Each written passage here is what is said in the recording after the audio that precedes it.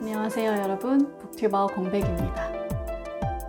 명상을 끝내고 일상으로 돌아왔으니 이제는 또 부지런히 책을 읽어야겠죠.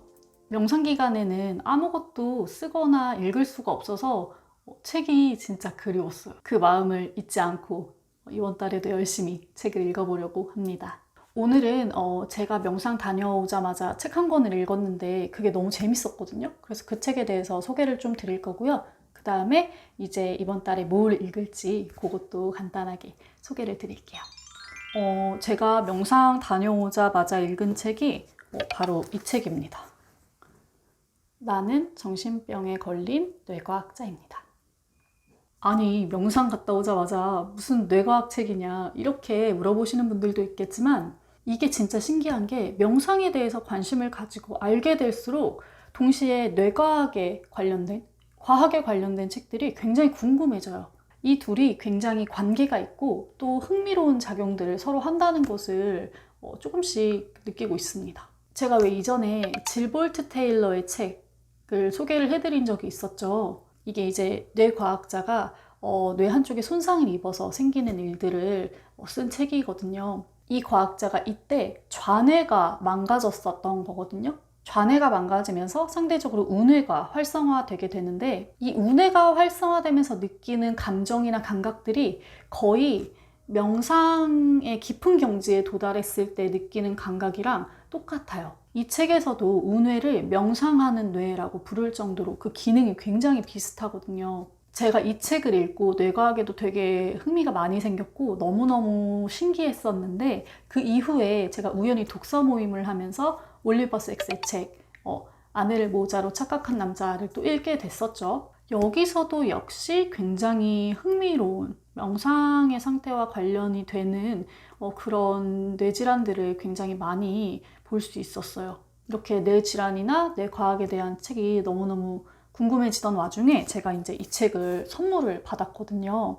그래서 이제 읽기 시작했는데 이 책은 마치 제가 앞서 말씀드린 두 책을 섞어 놓은 것 같은 그런 느낌이 드는 책이었고요. 어떻게 보면 숨결이 바람될 때 같은 그런 약간 에세이를 보는 것 같은 느낌이 드는 책입니다. 이 작가인 뇌과학자가 뇌종양에 걸리면서 느끼게 되는 어떤 기분들, 현상들을 굉장히 속도감 있게 써놓은 책이어서 마치 되게 긴박한 소설을 읽는 것 같은 그런 느낌도 드는 책입니다. 이 책의 작가인 바버라 립스카는 뇌과학자이면서 동시에 수많은 연구용 뇌를 보관하는 뇌은행의 장이기도 해요.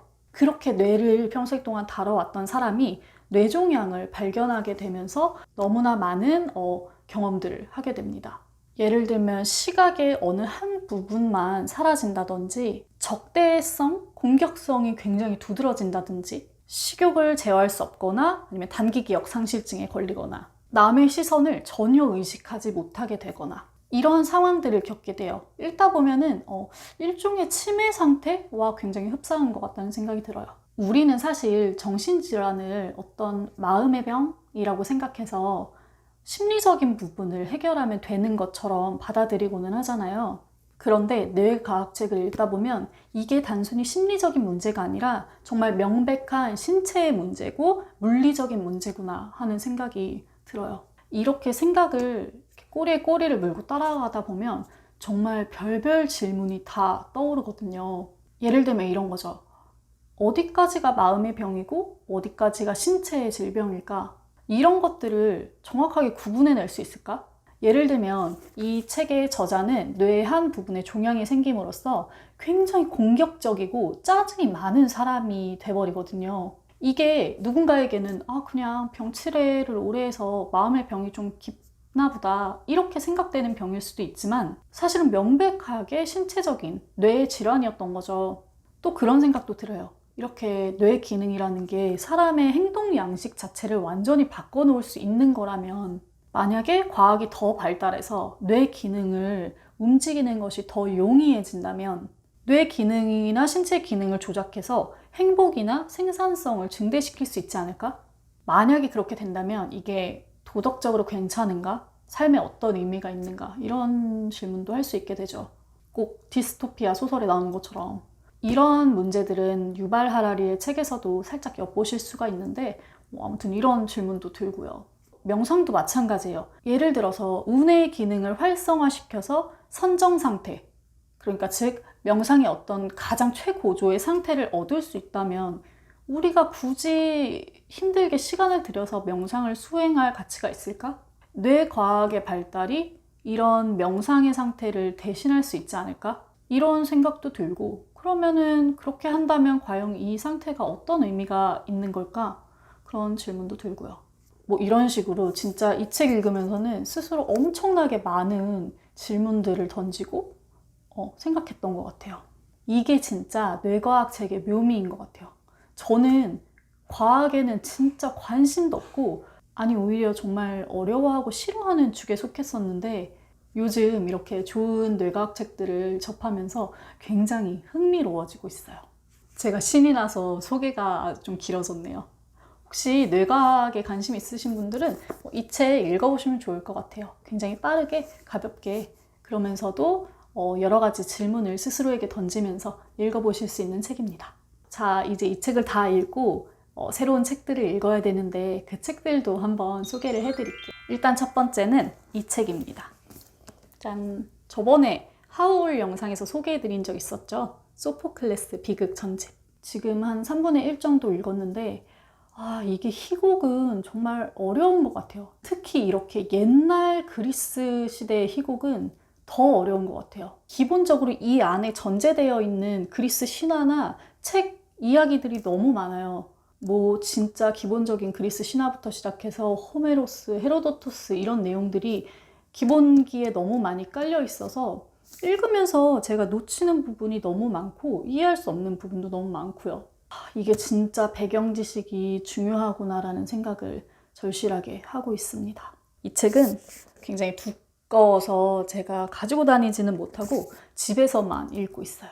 두 번째로 읽고 있는 책은 이 책입니다.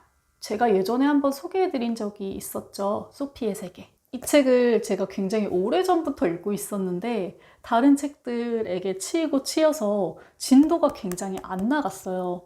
그래도 꾸준히 읽고 있습니다. 이 철학적인 배경 지식이 저의 독서에 정말 큰 힘을 실어줄 거라고 믿고 있기 때문에 이 책을 비롯해서 철학 공부는 꾸준히 할 생각이에요. 세 번째 책은 제가 이제 독서 모임에서 이번 달에 선정이 된 책인데 바로 이 책입니다. 이 책도 저번에 하울 영상에서 소개해드렸었죠. 사드 전집. 아직 포장도 안 뜯었어요. 이번에 독서 모임에서 에로티시즘에 대해서 함께 이야기를 하거든요. 그래서 명상에서 나오자마자 굉장히 자극적인 책을 읽게 됐네요. 이 책도 너무 크고 두꺼워서 도저히 가지고 다니지는 못하고 집에서만 읽어야 될 것 같아요. 독서 모임에서 선정한 또 한 권의 책이 있어서 또 소개를 해드릴게요. 짠! 조르주 바타유의 눈 이야기입니다. 이 책은 제가 산 지 굉장히 오래됐어요. 그리고 읽으려고 굉장히 여러 번 시도했거든요. 근데 매번 실패했어요. 너무 난해하고 난감한 이야기인 거예요, 저에게는. 그래서 사실 지금도 좀 이해하지 못하거나 포기하게 될까 봐 겁이 나는데 어쨌든 한번 읽어보려고 합니다. 이 책은 작고 가벼워요. 그래서 아마 갖고 다니면서 읽게 될 것 같은데 집중하지 않으면 이해를 못할 것도 같아서 조금 걱정이 되는 책이기도 해요. 네, 아마 다음 달 중순까지는 계속 이 책들을 읽을 것 같아요. 다른 일들도 많고 해서 이번 달에 얼마나 독서에 좀 열을 올릴 수 있을지 모르겠지만 꾸준히 열심히 한번 읽어보도록 하겠습니다. 이 중에서 또 유난히 재미있고 좋았던 책들은 여러분들과 함께 이야기 나눠보면 좋을 것 같아요. 자, 그럼 이번 달에도 화이팅 해보겠습니다. 우리 구독자 여러분들도 항상 행복하시고 항상 재밌고 좋은 독서 하도록 함께 많이 노력해봐요. 그럼 저는 다음번에 리뷰 영상으로 또 찾아올게요. 책 읽는 시간 되세요. 공백의 책단장이었습니다.